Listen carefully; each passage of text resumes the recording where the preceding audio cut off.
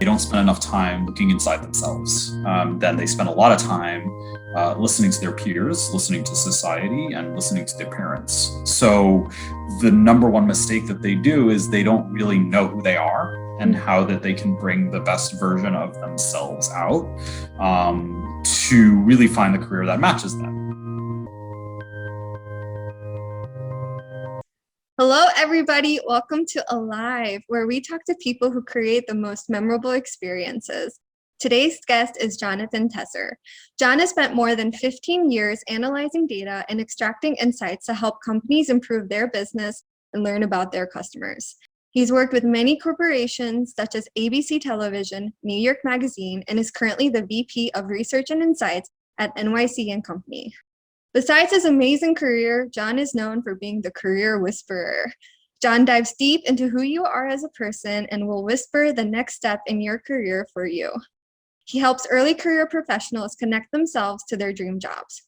John has also become a LinkedIn influencer with thousands of people reading his posts on career advice, emotional intelligence, and networking. When I found John's content, the number one thing I loved about it was how authentic and real he was. And that is exactly what he teaches us, to express ourselves and be true to who we are. John, welcome to Alive. My goodness, Shubhi, I'm hiring you as my marketing manager. That was some real hyped up action right there. You make me sound like I'm somebody who's worth listening to and talking to. So I appreciate that. I have nothing else to add because you did a much better job introducing myself than I can. I'll bring you on interviews, Shubhi. We'll do that, John. And I'm so excited for today because me and you have actually never talked about career, and I think we've known each other for almost a year now. And literally, John just knows me for my stickers on WhatsApp. And yeah, I'm just so excited to be having this conversation with you. Let's do it. I'll tell the guests here early that we're going to pretend to be professional for your purposes. So apologies in advance if we break out into ridiculousness. I will try and maintain professional John poise as we continue our conversation. Yes, exactly. Okay, so I was curious to know, what is the biggest mistake you see young professionals making when it comes to their career? Yeah, I mean, it gets back to a lot of what you said about me and what I'm trying to do for young professionals, which is this idea that they don't spend enough time looking inside themselves. Then they spend a lot of time listening to their peers, listening to society, and listening to their parents. So the number one mistake that they do is they don't really know who they are and how that they can bring the best version of themselves out to really find the career that matches them. And like, it's great for me because I get a business out of it, right? Like they come to me and like, I'm so confused, John. And I'm like, oh, don't you worry. Spend a couple of hours.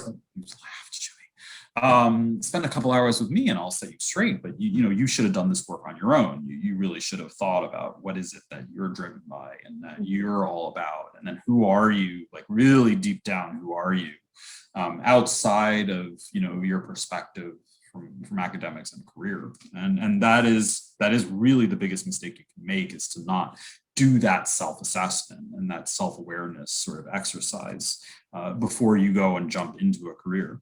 Right. And so you once wrote this Medium post on being radically self-aware. And I was curious to know that if I am someone who knows that I need a career, but I don't really know what I want to get into. So how do I develop this sort of sense of becoming aware of what's important to me? That's a really tough question to answer. It is a very difficult thing to do on your own. What I suggest that people do if they're not going to come to me as a career whisperer is to follow the process that I do so that you can do it for yourself. So there is really a methodology behind this that helps you become, like you said, or I said, radically self-aware. The first thing to do is to gather feedback from people in your life who know you well, whether that's significant others or parents or close friends, or even some cases colleagues, so they can tell you who you are. Right, because we only know who we are as we think we are, and that's a skewed perspective. So that's the number one exercise I work on with clients. How are other people in your life describing you and your personality? And then you write those words down. You're like, oh, this is coming up a lot, and you can do your own self-examination into why I wonder wwhy they said that, right? And so you have the sense of who you are as a person. You take stock in second thing that I work on with clients is take stock in your hobbies. What do you do for fun? What is an enjoyable thing for you? And that actually, believe it or not, helps you a lot with your career.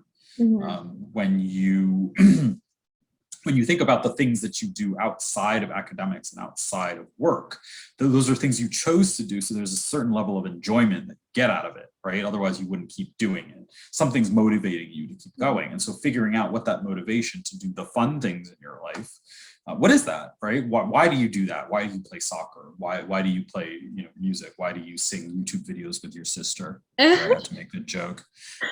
Shubhi has a wonderful voice for those who don't know. But why do you do these things? What's fun about it? What's the driving thought in that? And so you keep doing this sort of self-assessment of these things that make you. And you really take stock in it. I think the thing that's going to be difficult from there is, going and figuring, okay, so what does that mean in terms of career? And that's really where I bridge the gap. But once you know those things about yourself, potentially you can go to your career, officer or advisor and say, oh yeah, okay, this is, this is who I am. These are the things I like to do. Like what kind of careers would you suggest now that I've done this kind of self-assessment? Yeah.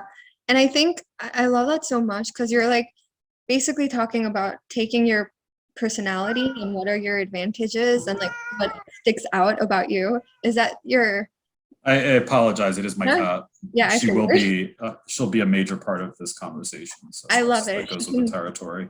I love it. Maybe she's just being like motivated by what we're talking about right now. Oh, 100%. She's really into career whispering. Yeah. And so do you think that people have this perspective that when you look for a career, it's supposed to be something that is not, because I feel like a lot, at least from where I've come from, it's this thing where the career is more about like salary and just making money. And do you think that's why people don't really look for a career that's, a match for them? Yeah, it does come back to all of these factors. So people are looking for external validation and whatever that means, right? They want to signal to others that they're successful. And depending on what the society is, that means different things, right? So in Indian society, it means you're either a doctor or an engineer. Yeah. In American society, it means maybe you're an entrepreneur or you're an engineer or, a lawyer. There's a bunch of other careers in here. In a lot of other countries, particularly in developing worlds, the middle class is all through engineering, right? So you're looking for these external signifiers that say, aha, I'm this class and I work for this company and I make this amount of money and now you can I have respect, right? Like, people respect me, right? I'm saying it like very sarcastically. You're fighting against that, right? Where you bring yourself and the things that matter to you into that, leading to careers that may not be as monetarily, well off or lucrative, but will make you happier and have you live a happier, healthier life. That's harder to do, right? Because especially as a young person, you are looking for that approval from older folks and from society and from your peers. And to fight against that takes a lot of courage and being a brave person. So you don't see it very often, which is why my message really, it's interesting. I live in the US, right? And I live here in New York City. I'm an American, but my message is not very well received by Americans, right? Because they don't want to fight against this. They want to do the thing that their career services tells them to do, or their parents tells them to do. And then they see this guy come in here with this random beard and his hat, and they're like, I don't want to hear you. Your message isn't resonating with me about this. Do the thing that, ties in with who I am. Yeah. And the people who do reach out to you, why do you think that they reach out because they're so unhappy right now with their current state that they want that change? Or do you think that they come from this level of self-awareness of what? No, people have to feel a lot of pain before they come out to reach out to you, right? So you would think that, so the number one person who needs to come to me is the senior or junior in college, right? They're the ones who need the sessions with me, right? The most. right? Because you still have a chance to figure out your career at that point. You're still in your major, and there's still things that you can do, but they're not the ones coming to reach out to me. Now, some people would say, oh, well, that's because they don't have money. Okay, fine, sure. That's some of it. I don't think that's true, though. The people who end up coming to me are usually 24, 25, 2 to 3 years out of college. And they're like, I'm miserable. What do I do, John? I'm so confused. Right? That's what I get. What do I go to grad school? Do I switch careers? What am I going to do? I've been doing this thing and I hate it. Yeah. That's most of my clients. That's 80% of my clients are in that range of, I'm working, but I got to figure something else out. And you have to feel that pain in order for you to say, I'm ready to do this self-awareness thing, which is really sad, right? Yeah. It's something that should be ingrained in the college process. That's not. For sure. And what about people who have this self-awareness that they know what they like to do, but they don't know, like I actually have this friend, she's great. She's does so many things like social impactful kind of projects. She starts her own projects. She does great in them, but she doesn't know in terms of like career wise, like what she can do or where she can go. So like for people who are aware of what they like, they know that they don't want to do what society's telling them to do. But where do they go in terms of like finding that career for them? I mean, they have to do a lot of informational interviews if they're not going to work with me, right? Because like I'll tell them exactly where they should go, right? Yeah. But otherwise, that's where you're like, oh, maybe I should try this out. And then you talk to people who do that. Right. So you talk to professionals and you're like, I think that would be really great for me. And then you hear what they have to say. And then you decide then and there, like, oh, that doesn't sound like it's good for me. Right. And then you narrow down the process even before you get a job. Like, oh, these things seem really interesting to me. I want to go in this direction. This person sounds like they're really happy doing this. This is the kind of work that they do. That's great. Right. Otherwise, how are you supposed to know? I mean, reading job descriptions isn't going to help you. Right. I think if you're picking up anything from this, there is a reliance on other people to sort of figure out where to go. You can't do it on your own. And then those other people tend not to be your parents and your friends and fellow colleagues and students. Yeah. They're professionals that do something that you might be interested in doing. Right, for sure. And you sort of touched upon this before, but what are your thoughts on people's self-worth being dependent on one's career or their career progression? I think it's a terrible thing. And I was one of those people. So I can say that as a cautionary tale, where I got my MBA and then post MBA, everything for me was about salary and company and job title, everything. That's all that mattered to me, right? Yeah. Post MBA. I was that person. I was obsessed with it. And then, the question should be that you're probably going to ask me after this is, well, what changed? And what changed, John? Why didn't you become that person? And then, thankfully, what changed was I got laid off a bunch of times. And what that did was it broke the illusion that I have to have my identity defined by my job. And that I need to follow, like I need to, like if I have a job, I am someone. If I'm making a certain amount of money, I am someone. And then the third time after I was laid off, I coupled the two. I'm like, I'm no longer defined by my job. It's very freeing, but it takes a long time, especially in American society when, everyone says, well, what do you do when they first meet you? Right. And then I say, well, I'm not my job. Yeah. And what I do for work and what I do to make money is not who I am as a person. Right. And so I'm curious to know that once you were like, oh no, I'm not I'm not my job, then what sort of like, how did you shift your perception? Like what identity did you choose to take and be like, this is who I am, regardless? What you're seeing today, right? So I literally made up this whole career whispering process myself. Yeah. This didn't come from anybody. No one else does this, right? No one does it like I do. And so I was free to just head in whatever direction I felt like I wanted to do, whether that was through the analytics work that I like to do, where I've pioneered sort of techniques in using social listening and social media metrics for market research, and pushing hard in that direction and innovating there, or in this career direction where, I help students really find out who they are and self-awareness. Bringing these things that matter into my life became more of my identity. And that's not something that anyone can take away from me now because I'm defining that for myself. I have that freedom to say, this is my identity. It's still an identity through work, Yeah. but it's not an identity through career. It's two different things, right? I am my work in a lot of ways, and I take my work very seriously. And even though I'm not getting paid on LinkedIn, I even put a post out yesterday. I'm very proud of the posts that I'm putting out there. I think they're smart. I think they're insightful. And I'm like, I identify with them. They are important to me. Right. You know? So you make this switch away from the job that you have to other sort of purposes and life meaning stuff. And then you pour yourself into that as much as possible. Right. And so I guess in a way, it's sort of a personal brand that you've created for yourself, but something that you actually really, really value, which is helping people. Is it? It's interesting. Somebody asked me the same question yesterday, and a lot of people are like, John, you're here to help people. And I'm like, I'm not here to help anyone. Not at all. I'm here to help myself. Yeah. It would be a lie for me to say I care about other people and helping them. I don't. What I do care about is helping folks find out that they can go inside themselves and learn about who they are. Right. That's what I like to do for help, right? Yeah. So you know, if somebody comes to me and they're like, oh, you know what, your advice is really great. It got me thinking in a different way. And I'm like, oh, that's nice. I'm sorry, like it seems really snotty, but you know, I'm just being really honest with you. Like, I'm like, oh, that's nice. But if somebody's like, you know what, I really started to do some self-assessment and figure out who I am, you know, gave me the catalyst to do that. I'm like, And it's at that point, Shubhi, where I'm like, let's get on a video chat.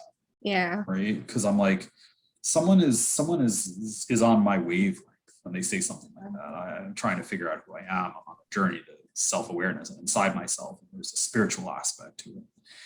And then I'm like, oh, okay, you are now in my tribe. Let's go on a journey together and see where this goes. Right. That's not necessarily helping somebody, but that's saying, oh, okay, I'm on a journey. I'm walking down a road. You're walking down the road with me. Let's walk together. Right? Yeah. Very different. Yeah. And I remember when I found your post or like your content, I was in a place where I had like no idea what I wanted to do. I was just really confused. And just seeing someone as like you being so authentic and genuine, I'm like, holy shit. Like, I love that because it's not something that you see on LinkedIn. Because I feel like on LinkedIn, a lot of people put on this, you know, like this professional face. And I remember the first time we got on a video chat and you were making like silly faces with me. And I'm like, this guy is so much like me. I loved it. And I just want to thank you for that because I feel like it allowed me to feel comfortable to be who I am. And that is what I take to even my professional world as well. And I think that's something that a lot of people need to learn, that it's okay to be who you are, even in the professional world. Yeah, it is. And it's something that I get a lot of crap for. I mean, most of the pushback I get is because my message is so radical that the person you are and then being your authentic self and then showing your vulnerability and soft spots is the way to connect with people, and connecting with people. And the larger your network is and the more people you connect with, surprisingly, the more power you have. And it's not like I'm sitting here like Machiavellian, like, oh, look at all the power I have. Yeah. But it does open up doors, and it does make you feel that you have more control and freedom than somebody who's not authentic and is not themselves and is putting on a mask. They're actually trapped inside of that thing, right? They may be monetarily like doing good, right? But they're trapped in that persona. They're not necessarily presenting who they are. Right. And so being vulnerable, being empathetic, and being emotional, you've often said that they are the keys to life success. And so how can someone sort of develop this, but with a more, in the professional realm? I don't think you can in a professional realm. I think you have to work on it yourself and not necessarily think of it as a professional development. I think you work on who you are as a person, and then that will shine in a professional development role. I'll give an example of this, right? So you know, I'm very open and vocal about it. I've been going to therapy for a very long time, not because like I'm really messed up and have like some severe sort of mental disorder, but because I want to continually better myself, and I do it through the therapeutic process. So this is a really good example of how you can take who you are, spiritually growing as a person, and apply it to professionals. So I've always had a very, very hard time with authority and people telling me what to do. And so I would get into it with bosses, right? And like over and over until my therapist is like, you realize that, if you just acted a different way, you wouldn't be self-sabotaging as much. And I'm like, no, they need to know. I'm going to be in their face. And I'm going to tell them what's what. And I'm going to be smarter. And I just kept getting laid off, and I kept having bad relationships with Boston. And like, finally, like, definition of insanity is doing the same thing over and over. Finally, I stopped being insane. And I was like, wait a second, I got to stop this. Right. This is not like from a personal development standpoint, like they're in control, they're in power, and I'm not. I have to follow what the boss says. I have to accept that. Mm-hmm. Something so simple, right? Yeah. But it was built out of a personal development, mindset to get to a place that helps me professionally. Right. That makes sense. And I guess, so like, for example, me with my friends, I'm vulnerable, I'm empathetic, I'm emotional. But when it comes to like the professional world, I feel like I need to hold back on that, because I feel like if I am who I am and like entirely, then it would be looked at as a bad, like, I don't like, you get what I mean? So like, do you feel like there needs to be a nice balance, or should it be like, I don't know. Like, yeah, I mean, just, just play it by ear. Yeah. It's not something that I can give advice to. I hate to say it, but for the most part, you have to act the role professionally. But that doesn't mean that you can't start to bring more of yourself into it. You just have to see whether the company culture is going to allow it. It's another reason that I'm not such a big fan of corporate America, is that you basically are required to put on a very placid mask, is what I call it. Very, very nondescript. Play your role. Don't like create any waves. Smile. Be pleasant.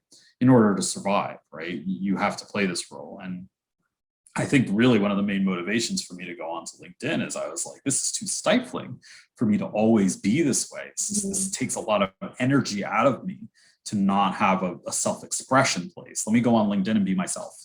Yeah. and then here I am, the only person, like one of the few people on LinkedIn who's really themselves, and somehow grew a following out of it. Right. That's the catalyst for that. So it is, to your point, I do agree with you. Bringing an authentic, vulnerable self so that others see it within corporate America is probably not something you want to do. It carries a lot of risk to do it. Right. Yeah. And you've actually hired people who may not have worked with data professionally, but they end up being your best hires. I'm curious to know, what about such people usually catches your eye? It's interesting. Yes. My last intern was a young woman, film graduate student, film student from a top university. And then she went to get her master's degree in media studies, which was like, I don't know, marketing and media and all of that. And I needed somebody who's going to create great visuals. Yeah. Right, from data. And so, wow, she had a filmmaker's eye. She showed me the visuals that she'd been creating for her classes. And I said to myself, this woman is absolutely brilliant at bringing data to life using visuals. This is uncanny. And it clicked. She's a filmmaker, right? Things that you don't think are consequential about who you are actually very consequential, right? Another great analyst hire that I had was an entrepreneurial woman who ran her own events company. She worked in data for me. Wow. So this was a woman who knew how to own a project, right? Run events, do marketing, had a great eye for visuals, right? Because she's in marketing. And oh, by the way, she also knows how to do data. Right? These are two of the best hires I had. Neither of them had ever worked as a data analyst because they had these experiences that they were naturally passionate about, that they had done before, and they were able to integrate that into the work that they did for me. And both of them were beyond stars. I mean, I can't say enough nice things about either young woman. Yeah, and I think that's amazing because I feel like a lot of people, before they even shoot their shot, they get discouraged by the fact that they don't have like a degree in that specific area, or they don't have like a previous background in it. And I think it's just I hope like the viewers that are watching this should know that there's always a chance for you to sort of shine, and like transferable skills can be they're important to sort of be aware of. Yeah, you run across it a lot. I think it's like the number one imposter syndrome thing. Well, I'm just not good enough. I'm not qualified. I'm like, okay, so what does it mean to be qualified, first of all? And second of all, it's like, well, I talk to a lot of people who are data majors, and I'm like, I ask them questions about strategy and thinking outside the box and marketing and creativity and things that actually matter in research, and they fail. They don't know how to do it, but I'm sure they know how to program in Tableau, and but they don't have a lot of the skills that are necessary to work for someone like me, where I'm asking you to be multidisciplinary and to bring fresh perspectives, right? Just being a data science person doesn't say anything to me about what's driving you to do data. Yeah, I love that. And so what is experience you want people to take away from your LinkedIn, your social media posts and articles in general? Being a good person and connecting with others should be your primary goal in life. And to improve yourself is to improve those relationships with people and your connection to the world. These are the things that you should work on. These are the things that make you matter. Mm-hmm. And that none of us are perfect. We all fail, we all mess up, we're all flawed, we all have what I call shadow sides. Mm-hmm. And knowing and embracing those sides of who you are that are not necessarily savory to the whole world, but are a part of you just as much as the good side that you show everybody. Right. These are the things that you should aim for and bring meaning to life. And then integrating all of that into your career, that's the progression that you take. And where can people find you if they want to reach out? I'm on LinkedIn, perpetually out of connection requests, but if you're as cool as Shubhi, you can find me at Jonathan Tesser. You can search for me, or Career Whisperer if you want to look for that. I have a blog. I haven't written on it in a while. Not something you and I talked about, Shubhi, but it's mostly because the trolling has gotten really bad. Really? And they find my blog and they just go to town on it, and so it's just not worth it for me anymore. So, but you can read my old blog content. It's mahler101.medium.com, and you can find it also on my LinkedIn page if that is something that you are interested in. Yes, and I will be linking everything that he's mentioned in the bottom in the chat below, or not the chat, but the YouTube thingy below. But thank you so much, John, for being here and taking your time to talk to all of us. And thank you to my viewers. I will see you guys next time. Bye. Brilliant job, Shubhi. Thanks. Thank you.